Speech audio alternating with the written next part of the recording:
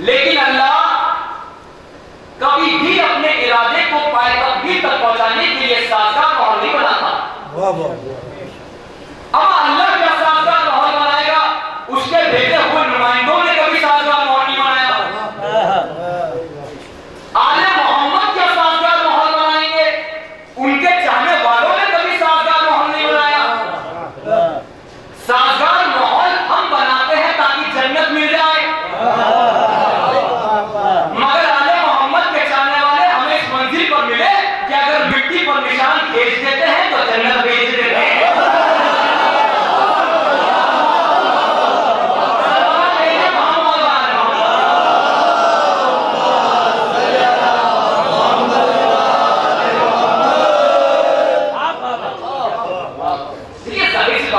दुनिया में अल्लाह ने हमें ताकतों, कुव्वतों, सलाहियत देकर भेजा है, और ताकत देकर, कुव्वत देकर, सलाहियत देकर, इख्तियार देकर ये आवाज दी है कि तुम अगर चाहो तो अपनी इन ताकतों को, अपनी सलाहियतों को, अपने इख्तियारात को अपनी मर्जी का पाबंद बना लो, और अगर चाहो तो अपनी ताकतों को हमारी मर्जी के हवाले कर लो। मगर इतना याद रखना कि अगर तुमने अपनी इन ताकतों को अपनी मर्जी का पाबंद बनाया तो ज्यादा से ज्यादा बिगड़कर नमरूद बन जाओगे, शैतान बन जाओगे, फिरौन बन जाओगे। मगर भैया एक दिन हम तुम्हें देख लेंगे। मगर तुमने अगर अपनी इन ताकतों को हमारी मर्जी के हवाले कर दिया तो बज़ाहिर ये दुनिया की ताकतें तुम्हें कमजोर समझे तो समझे, मगर आखिरत में तो हम तुम्हें अपने इख्तियारात का मालिक बनाएंगे। और जब तुम आखिरत में हमारे इख्तियारात के मालिक बन जाओगे तो तुम्हारी जिंदगी में हमारे प्यार की झलक आएगी। जब तुम्हारी जिंदगी में हमारे प्यार की झलक आ जाएगी तो हमारे इख्तियार की शान ये है, हमारे कमाल की शान ये है कि हम उन कहने के भी मोहताज नहीं है।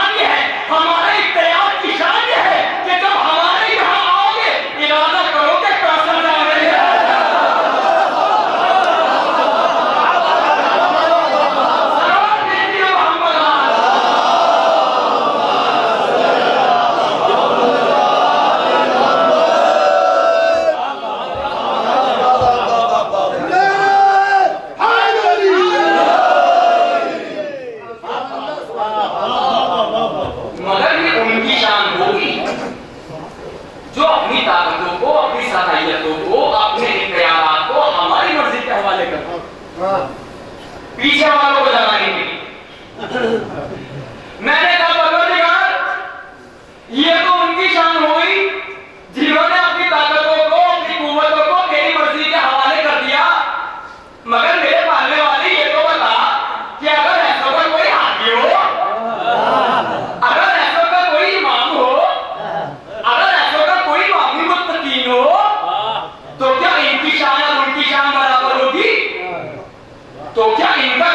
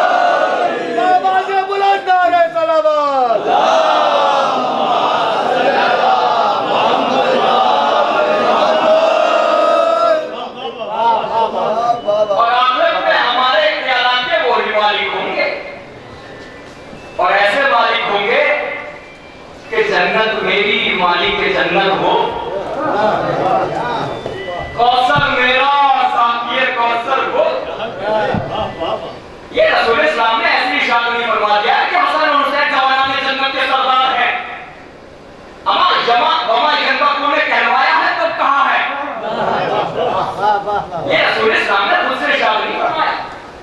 अच्छा, अगर रसूल इस्लाम ने इरशाद ही फरमाया है तो शहजादों ने अपनी सरदारी का सबूत भी दिया है। जन्नत से कपड़े मंगवाकर तुमने दे दूं तबीयत खुश हो जाएगी। मैं जन्नत में जाके तो जन्नत की चीजें सब इस्तेमाल करेंगे। जन्नत में जाके तो जन्नत की चीजें सब इस्तेमाल करेंगे, मगर उम्मत में सरदार जन्नत में कुछ फर्क तो होना चाहिए। इसलिए शहजादों ने आवाज दी कि जो दुनिया में जाके जन्नत की चीजें इस्तेमाल करे वो उम्मत है जो घर में बैठ के जन्नत की चीजें अमल करे।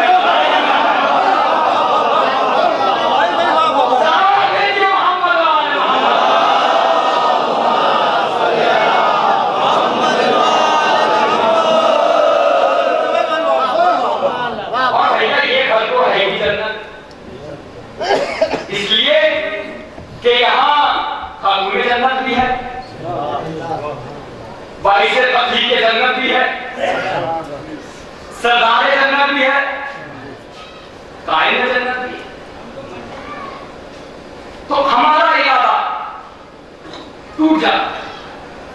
साजगार माहौल बनाने के बाद भी अल्लाह का और मोहम्मद और आले मोहम्मद का इरादा नहीं टूटता, वो पाए अपनी तक पहुंचता है। साजगार माहौल हमेशा वो बनाता है जो माहौल के सत्य में आलम में वजूद में आया हो। और मोहम्मद और आले मोहम्मद माहौल के सत्य में आलम में वजूद में नहीं है, माहौल उनके सत्य में आलम में वजूद में आया। हमारा इरादा टूट जाता है, उनका इरादा पाए अपनी तक पहुंचता है। और दलील दे दूं इस बात की, मौलाए कायनात ने आवाज दी, अरे मुझको क्या जरूरत पड़ी है तो जाके मैं खलीफा की खुशामद करूं, ताबूत का इंतजाम करूं, मजमे को इकट्ठा करूं, ये सब काम तुम करो, ताबूत का इंतजाम तुम करो, खलीफा की खुशामद तुम करो, लोगों को जमा तुम करो, और मेरे दरवाजे पर मेरे इल्म का इम्तिहान लेने को आ जाओ, तुम्हें पता चल जाएगा कि इरादा मिट्टी में कैसे मिलता है।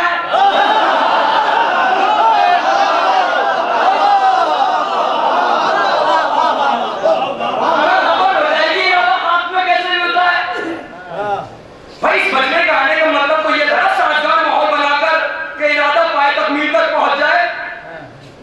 मगर मुझे तो आज तक ताज्जुब है उस गुड़िया पर जब अपने बेटे को, जवान बेटे को ताबूत में निकालने को आमादा हो गई, जवान बेटे को ताबूत में निकाल दिया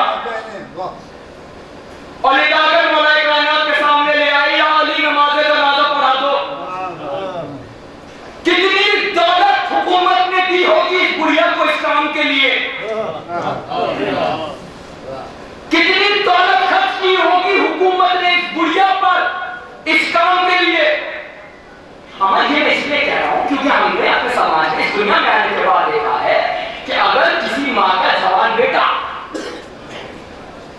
सफेद चादर ओढ़ के लेट जाए, ताबूत में न लेकर बंद लेट जाए, सीधा सीधा लेट जाए, और माँ इस मंजर को देख ले तो माँ बर्दाश्त नहीं करती, चादर पर तोछा पकड़ के खींच लेती है।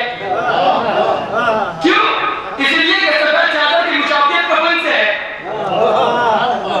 भाई ये कैसी माँ थी जो अपने बेटे को जवान बेटे का ताबूत में लगा कर ले आई। कितनी दौलत खर्च की होगी हुकूमत ने इस बुढ़िया पर इस काम के लिए, कितनी दौलत दी होगी बुढ़िया को हुकूमत ने इस काम के लिए। अब आप मुतवज्जे नहीं है तो मैं क्या करूं। हमें अदरअसल हुकूमत ने जब नंबर 2 का काम कराती है ना तो उसका हिसाब निकालने का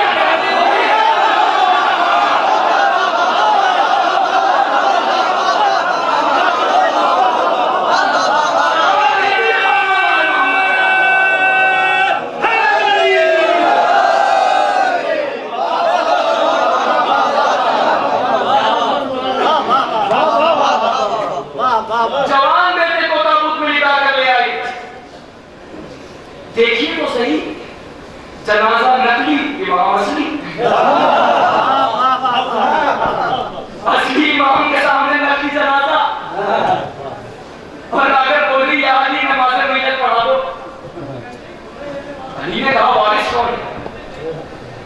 एक ने बढ़कर कहा ये औरत। अली ने दोबारा कहा वारिस कौन है? कहा ये औरत। अजीब बात है, आज तक जनाजा ला के साबित कर रहे हैं कि औरत भी वारिस होती है।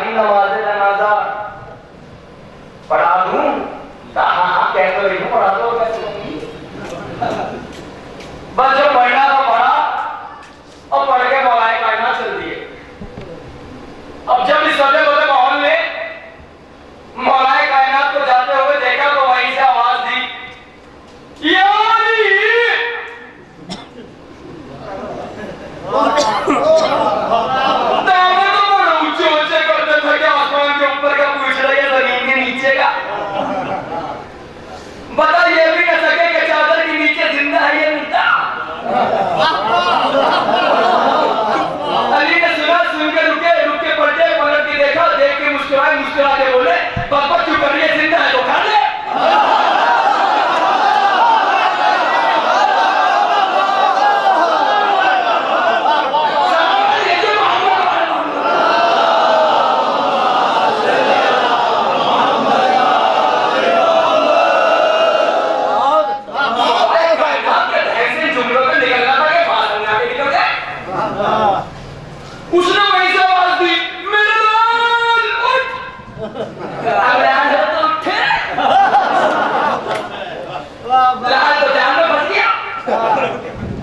बेटे की आवाज नहीं आई तो मां घबरा गई, चादर उठा के देखा तो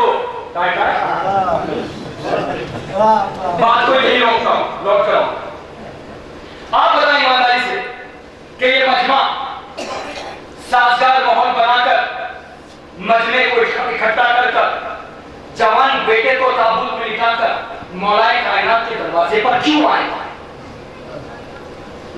इस मजमे के आने का मकसद क्या जानना चाहता है भाई? ये मजमा यही तो जानना चाहता था ना कि अली गैब का इल्म भी रखते हैं कि नहीं, अली गैब भी जानते हैं नहीं। अगर यही जानना चाहता था तो मौलाए कायनात को सिर्फ एक जुमला कहना चाहिए था कि जाओ जिंदा है ये, जिंदा की नमाज मैयत नहीं पढ़ जाती, ले जाओ। भाई देखिए एक ही जुमले की कहने की जरूरत होती ना कि ये जिंदा है, जिंदा की नमाज मैयत नहीं पढ़ जाती, सबको पता चल जाता कि अली गैब पे इल्म रखते हैं।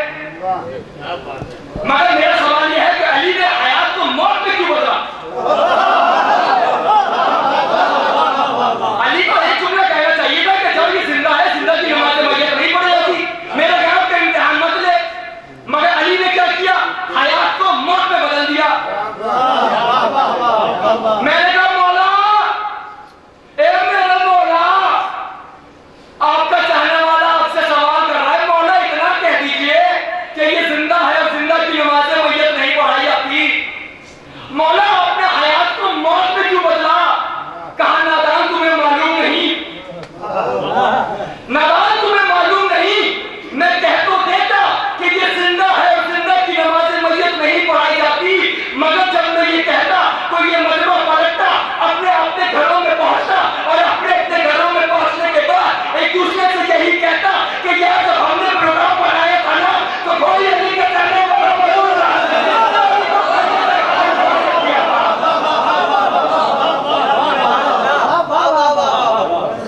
लिहाजा मैंने एक किस्सा ही तमाम कर दिया, मैंने तो हयात को मौत में बदल दिया और रह गया मेरा गैब।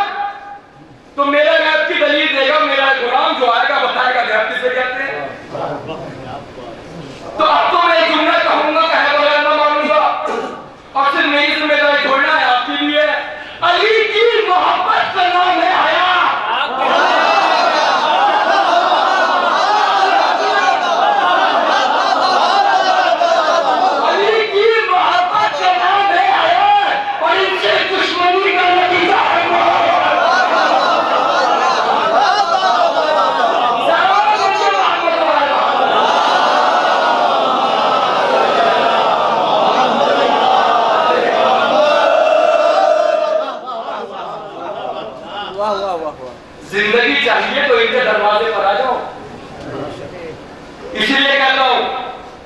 कि जो भी इनसे दूर है, अगर वो जिंदा है फिर भी कब्रिस्तान में है,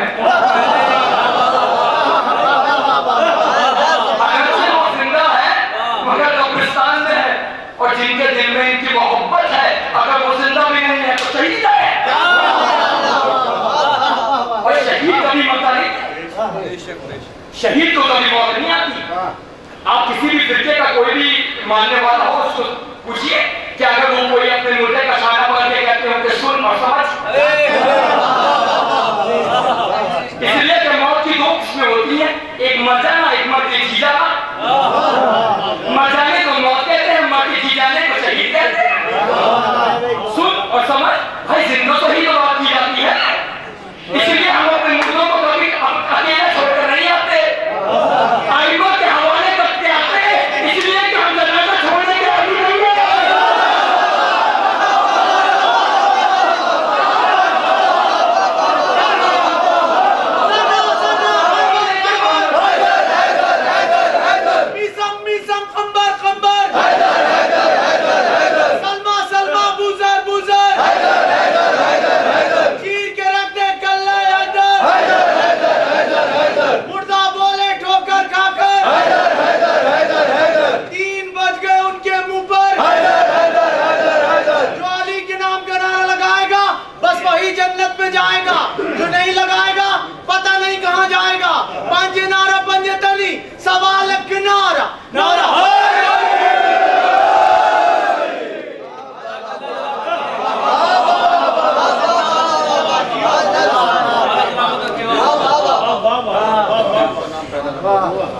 देखिए, हुकूमत ने नतीजा इस वाक़े से दे रहा हूं कि अली की मोहब्बत का नाम है हयात और उनसे दुश्मनी का नतीजा है मौत।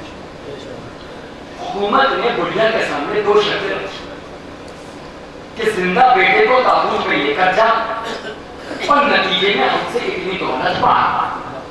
अब दौलत मिली है, नाम मिली, ये जा रहे बुढ़िया। हमें तो इतना मालूम है कि बेटा मौत की वादियों में चला गया, और जब इस औरत ने देख लिया बुढ़िया ने कि बेटा मौत की वादी में चला गया, चादर उठा के देख लिया और बेटे को आवाज नहीं आई, चला बहुत फौरन कदमों से लिपट गई। किसके? मौला के। कि या अली, मैं तो जिंदा लाई थी। मौला ने कहा, मैं भी इसलिए तुझसे बार बार पूछ रहा था।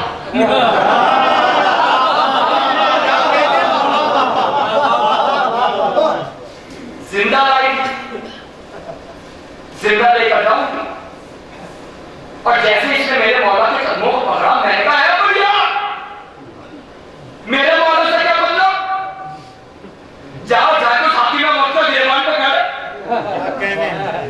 जिसके कहने में आई थी उससे जाके बोल, रोती गिड़गिड़ाती कानों पकड़ती कि तूने कहा था जिंदा बेटा लेकर जा। इतनी गलत तूने कहा था ना मुझे मेरा बेटा वापस दे। मगर बुढ़िया ने क्या किया? हाकिम की तरफ से तो मुंह मोड़ लिया, मौला के कदमों से लिपट गई कि या अली जिंदा लाई थी, जिंदा लेकर जाऊंगी। मैंने कहा मौला से क्या मतलब? उसने कहा सुनो, मैं फलसफा मौत को हयात समझ गई, मैं फलसफा मौत को हयात समझ गई। अली की दुश्मनी में आई थी, जिंदा बेटा मुर्दा हो गया। अली की मोहब्बत में कदम रखूंगी, मुर्दा बेटा आया।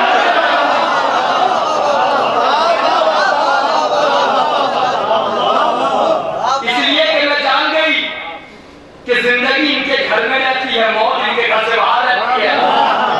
भाई बात तो कहां से कहानी है? नहीं पहुंची, पहुंचाऊं। वो सुलेमान का महल था, ये है ज़हरा का मक्का। वो सुलेमान का महल था, ये है ज़हरा का मक्का। इसका हर वक्त मसीहत की सवाल करते हैं और घर में दाखिल हो मासूमा की इजाजत के बगैर। इतनी हिम्मत वाला मुसलमान का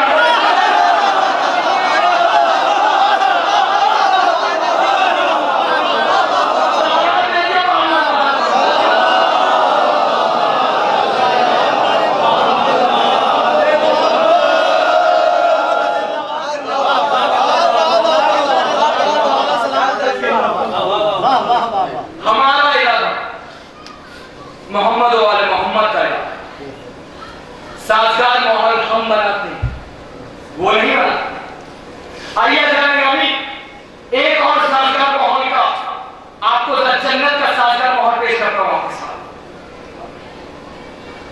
देखिए, इस दुनिया में एक ऐसा इंसान भी गुजरा है जिसने पूरी दुनिया पर हुकूमत भी की और तामीर जन्नत। शैतान, जब लोगों ने उससे कहा कि भाई अगर तू खुदा है तो तेरी जन्नत कहां है, तो उसने कहा खुदा होने के लिए जन्नत का होना जरूरी है। उसने कहा हाँ, जन्नत तो होनी चाहिए, इसलिए कि उस खुदा की जन्नत तो है। तो उसने कहा जन्नत बनवाओ। नहरें खुदने लगी, दूध का इंतजाम किया गया, पेड़ों का इंतजाम किया, शहद का इंतजाम हुआ। मैंने कहा परवरदिगार, जन्नत बनने ना पाए इसलिए कि सुबुत उल्लियत पे बनाई जा रही है जन्नत। अल्लाह ने आवाज दी कि ये जन्नत जरूर बनने दूंगा ताकि मिजाजे कुफर में कोई हसरत बाकी न रह जाए।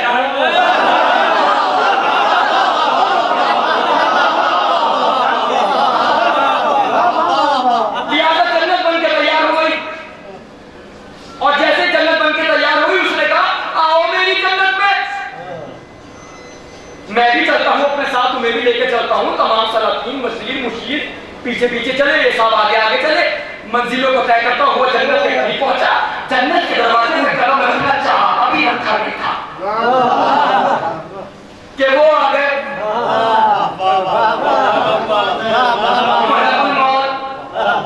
और रुक चली। मैंने कहा परवरदिगार, नहर खुद ही तूने नहीं रोका है, शहद को तूने मुंजलिक नहीं किया, दूध को तूने खराब नहीं किया, फलों को तूने बेकार नहीं किया। अब जन्नत बनी गई है तो इसमें जाने दे, पैर रखने दे, उसको भी तो मजा लेने दे। आवाज कुदरत आई कि मैं यही तो बताना चाहता हूं कि मुसलमानों को, मैं यही तो बताना चाहता हूं कि अपनी बनवाई हुई जन्नत में जाने के लिए मेरी मर्जी जरूरी है।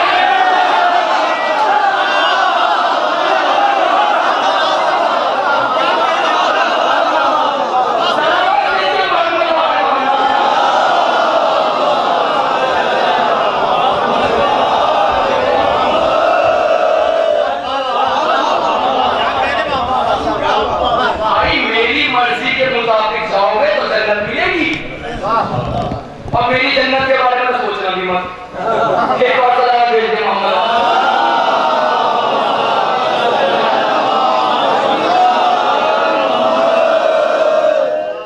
देखिए मेरे सरकार, अब तो मैं कहूंगा कहे बगैर ना मानूंगा कि ये शद्दाद साहिब इख्तियार था, साजगार माहौल भी था, मगर अपनी बनवाई हुई जन्नत में ना जा सका।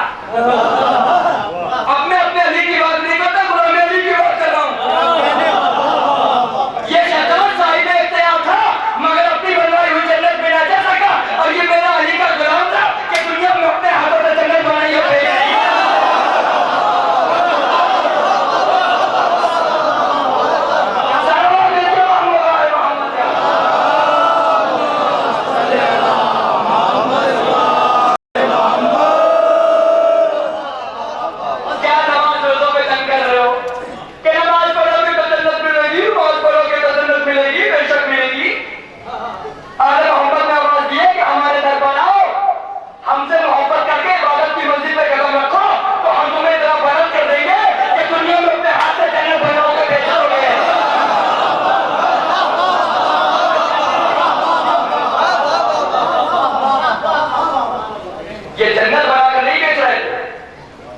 दुनिया को दावत अमल दे रहे हैं कि आले मोहम्मद का चाहने वाला गुलाम इस मंजिल पर होता है। तो जब गुलाम की ये मंजिल है तो आका की, आप तो मुझसे देखा जा रहा है जन्नत भी कहां बनाकर रास्ते में बैठे हुए मिट्टी का घर बना देते। हालांकि बहुत से लोग कहते हैं कि भाड़ बना रहे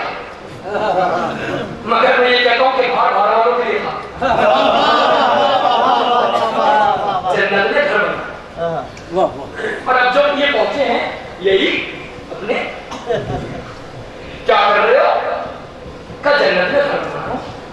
इनकी समझ में तो आए ही नहीं। क्या कहने बीवी ने खरीद लिया, हालांकि औरतों को लालच वापस कहा जाता है।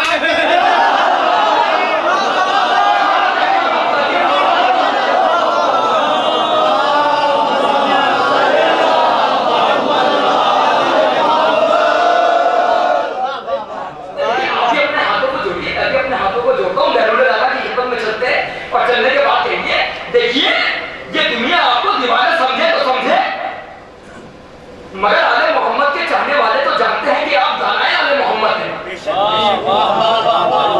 मसले हक के तहत दीवाने हैं, वरना आप तो दाना है दाना। और ये आपकी शाया निशान नहीं है, ये तो बच्चों का खेल है। हमने गांव में देखा है कि बच्चे बैठ जाते हैं मिट्टी के ढेर पे घर बनाने के लिए कि ये रूम बन गया, ये किचन बन गया, दीवार बन गई, ये कमरा बन गया।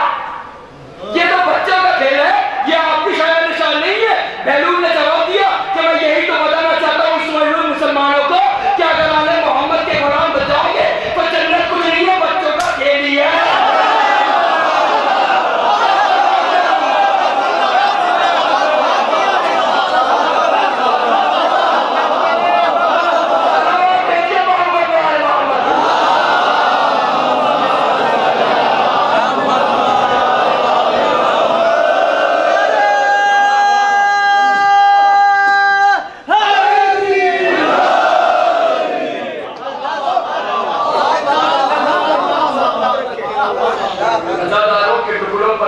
जिनकी औलादें उन्हीं को नारे हैदर जरा अच्छा नहीं लगता।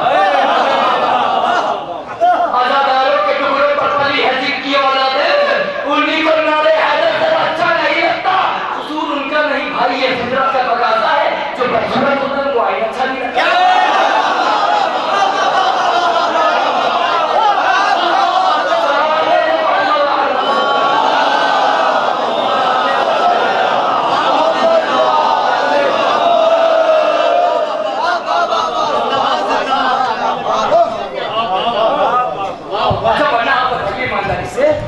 बादशाह जो है वो घर में रहता है कि सड़क पे? आपको पता है महल में, घर पे तो सभी रहते हैं, महल में कोई रहता है। तो इसने जो ये ख्वाब देखा था, ये सड़क पे देखा था, महल में लेके देखा था, महल में लेके देखा था। रात को ख्वाब देखा कि चमकदार एक महल है, मूर्तियों से सजा हुआ है, याकूत जड़े हुए हैं, आराइश है, और मकान के दरवाजे पे लिखा है कि ये वो मकान है जो जुबैदा ने महमूद से खरीदा। अब कल क्या पता था? सुबह को उठा, पहली आवाज बुलंद की, अरे जुबैदा!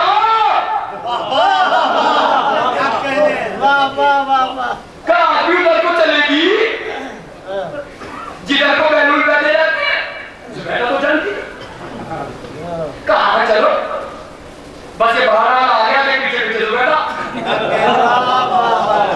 अब इसे तो खरीदना था ना, क्योंकि बहुत देख चुका था, लिहाजा करीब पहुंचा। का बैलून कहा, का क्या कर रहे हो? का जन्नत में घर बना रहा हूँ।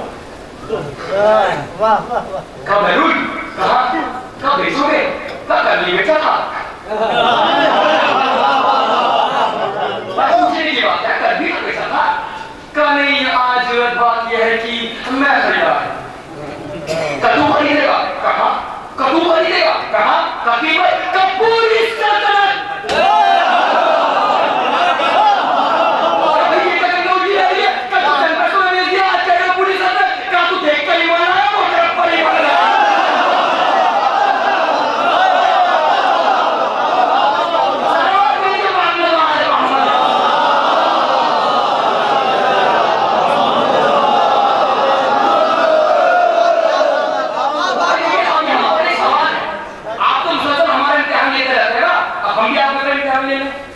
इम्तिहान की मंजिल से आपको भी गुजरना पड़ेगा। देखिए मेरा सवाल जो है वो सवाल ये है कि इसने ख्वाब कहाँ देखा? महल में, ठीक है। आकर क्या बयान किया कि मैं खरीदना चाहता हूँ, कीमत पूरी सल्तनत। सवाल ये है कि बैलून को कैसे पता चल गया? देखिए बहुत जरूरी है, देखिएगा जब आपको एक मसला हल कर रहा हूँ। मेरा सवाल ये है कि बैलून को कैसे पता चल गया कि इसने ख्वाब देखा है जो आज कीमत पूरी सल्तनत कही? उन्होंने दाना जवाब दिया कि इतना मैं तो अली का गुलाम भी जानता है।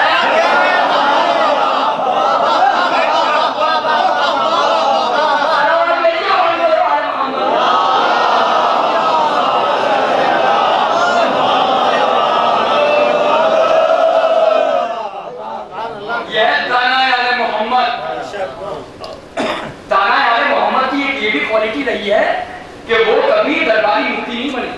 क्या कहने हैं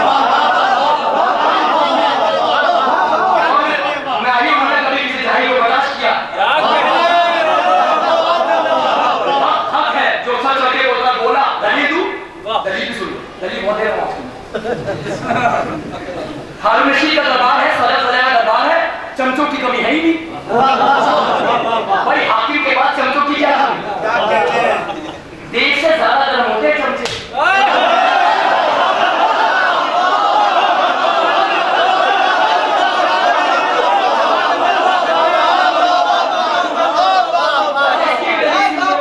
देश से ज्यादा गर्म होते। हारून रशीद का दरबार सादा कराया था, अभी उसकी दरबार में एंट्री हुई नहीं थी। दरबार बाकी सब और लोगों से भरा हुआ था, वजीर बैठे थे, मुश्किल बैठे थे, सलातीन बैठे थे। अपना आ गया आले मोहम्मद आना है, आले मोहम्मद आ गया। इसने देखा कि हारून रशीद की कुर्सी खाली पड़ी है। हारून रशीद की कुर्सी खाली पड़ी है, इसने नाव दे रहा था, बैठ के कुर्सी बैठ गया। खुदा की कसम सारे चमचे नहीं पड़े हैं।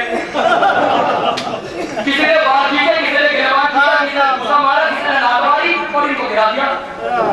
खुदा की कसम यही रिवायत है और यही अल्फाज है। आया हारून रशीद को देखकर आया मोहम्मद रोने लगा। कहा क्यों रोए हो?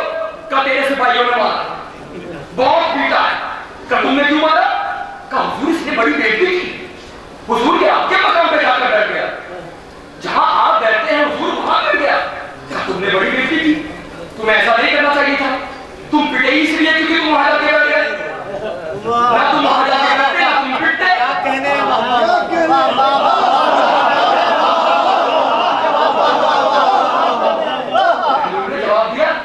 ये समझ रहा है पिटने का लोग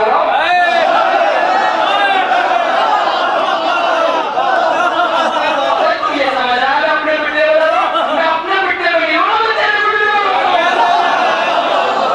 मेरे पिटने में क्या मतलब का एक मिनट के बैठा था तो मुझे मारा। अरे तू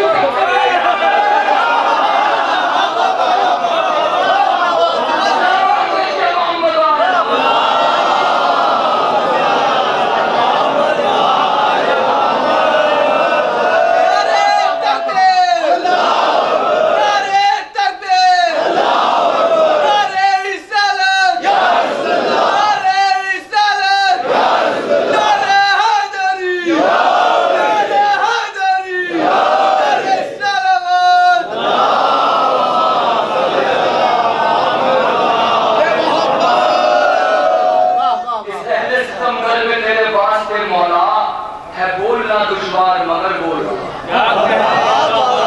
इस अहले सितमगर में तेरे वास्ते मौला है बोलना दुश्वार मगर बोल रहा है। ये नाराए हैदर नहीं होठों पे तुम्हारे, ये माँ की तहारत का असर हो।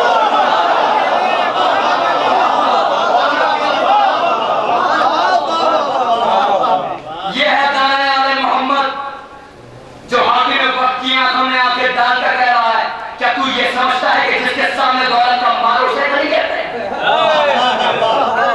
क्या तू ये समझता है कि जो तख्त पे बैठा है वो गनी है? क्या तू ये समझता है कि जिसके सर पे ताज रखा है उसे गनी कहते हैं? मैं बताता हूं तुझे गनी किसे कहते हैं। फकीरुन मन लहू हिस्सुन, कायनात का हर वो शख्स फकीर है जो लालची है।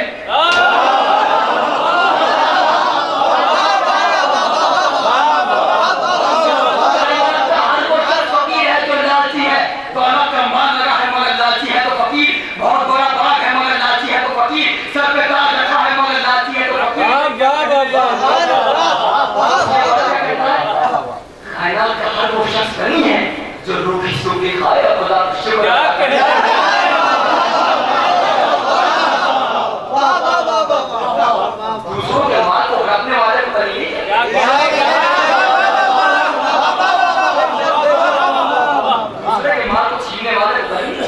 बेशक। तो जन्नत बनाकर किसने बेची? दानाए वाले मोहम्मद। इसलिए मैं कभी जन्नत की दुआ नहीं करता, मैं कभी जन्नत की दुआ नहीं करता, मैं कभी अपनी दुआओं में जन्नत नहीं मांगता, और मैं अपने इस अकीदे में किसी को शामिल भी नहीं कर रहा हूं। आप जन्नत की दुआ कीजिए, आमीन, मैं भी कर दूंगा, मगर मैं अपनी दुआओं में कभी जन्नत नहीं मांगता। आप पूछेंगे क्यों? पर देखिए, जो चीज पहले से मिल चुकी हो उसके लिए दुआ क्यों?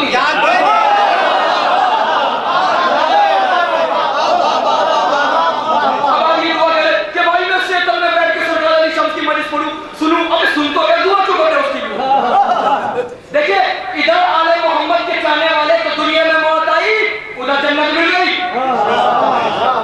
आले मोहम्मद के चाहने वाले को जन्नत तो मिली, होती छोटे को मिलेगी। ये कोई सवाल ही नहीं है, ये कोई मौजू ही नहीं है। देखिए, दो चीजें होती है, समझाता हूं। आपने एक मकान खरीदा, एक बाग खरीदा, जिस वक्त आपने खरीदा रजिस्ट्री हो गई, मगर जब रजिस्ट्री हो गई तो जरूरी नहीं कि आप मालिक को कब्जा भी हो जाए।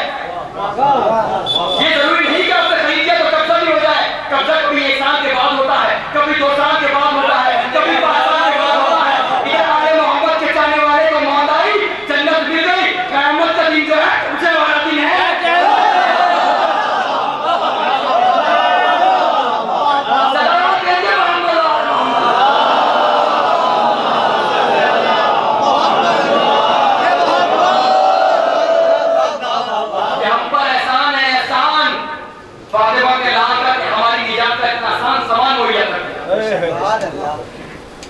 अभी मैंने आपकी खिदमत में अर्ज किया था कि मैं अपनी दुआओं में जन्नत नहीं मांगता। तो हो सकता है किसी के दिमाग में खलबली मची हो, उसको भी दूर कर हमने सारी होगा। देखिए, मैं अपनी दुआओं में जन्नत नहीं मांगता, करबला मांगता।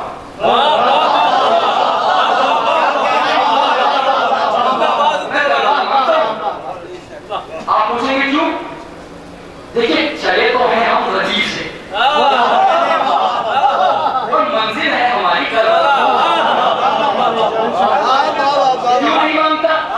इसलिए नहीं मांगता क्योंकि मासूम ने फरमाया है कि अगर हुसैन का कोई चाहने वाला करबला में जाके मर जाए तो जिस जगह दफन होगा खुदा उसी कुत्ते को जन्नत बना देगा। जिस जगह दफन होगा खुदा उसी कुत्ते को जन्नत बना देगा। तो अब हो सकता है कि कोई लोग कहने लगे कि भाई इसका मतलब कि जो भी वहां दफन हो गया वो जन्नत ही, इसमें कोई शक नहीं है। मजलिस से कोई पूछ ले कि भाई वहां बहुत से यजीदी तो दफन है, तो क्या उनको भी जन्नत मिलेगी? बिल्कुल नहीं मिलेगी। आपको मिलेगी, हर चाहने वालों को मिलेगी। ये तो एहसान है हम पर हुसैन का कि सबसे पहले जब करबला की जमीन पे कदम रखा है तो 60,000 धर्म में उसका जमीन करबला को खरीद दिया। तो मिलके किसकी हुई? देखिए, मुझसे हाथ कर रहा हूं, दुआ में मत भूलिएगा। और एक जल्दी से बात बताओ, नमाज पढ़ना सवाब है क्या? सवाब है। और अगर छीनी हुई जगह में पड़ी जाए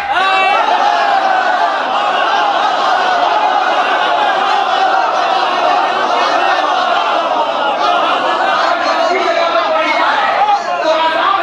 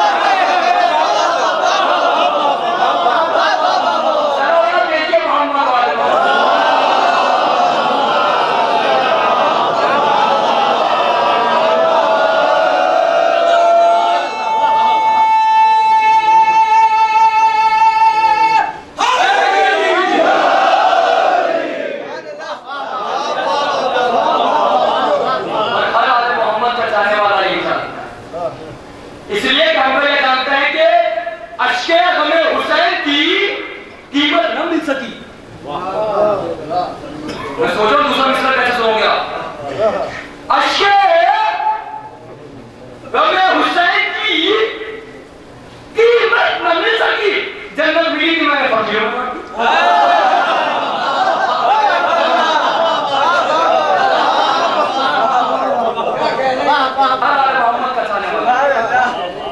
बस अय्याम फातिमा की मजलिस मुसलसल मजलिसें हैं यहाँ पर। और खुदा की कसम इतना हम बीता है बीवी, उम्र कितनी पाई? 18 वर्ष की उम्र, जिसमें से 9 साल बाप के घर में गुजारे हैं, 9 साल शौहर है। ये वो बीवी है जो अपना मसला खुद बयान करे।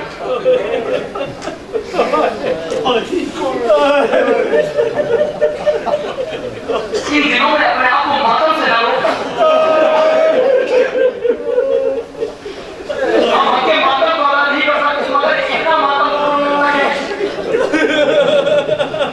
ताकि जब मातम करके आप अपने अपने घरों में पहुंचे ना, और जब आपकी पसलियों से दर्द हो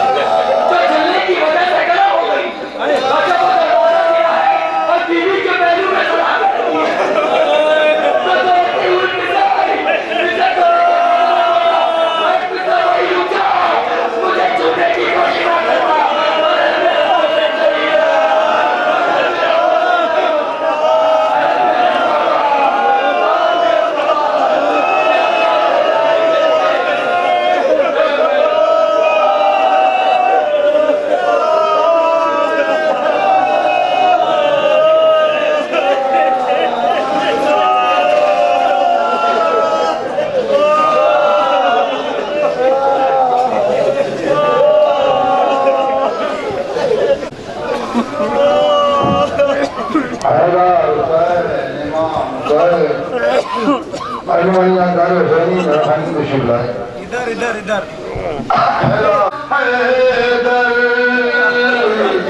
इस वसीयत को मेरी के बाद में मेरे बच्चों का अली रखना ख्याल बाद मरने के मेरे उनको ना हो रंजो मलाल हर घड़िया के उन्हें देना दिलासा है दर इस वसीयत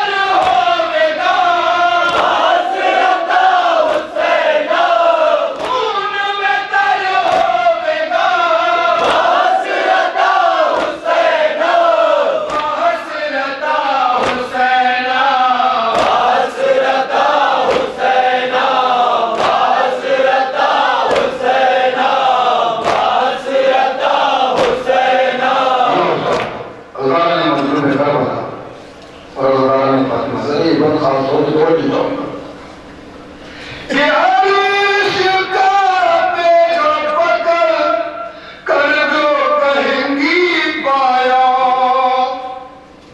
तूने यार मुझे जो कुछ दाता फरमाया उठ गया सर से मेरे बाप का जिस दम साया अहले दुनिया ने वो सब लूट लिया सरमाया तो बाप के सोग में दिल खोल के रोने न दिया अरे कब्र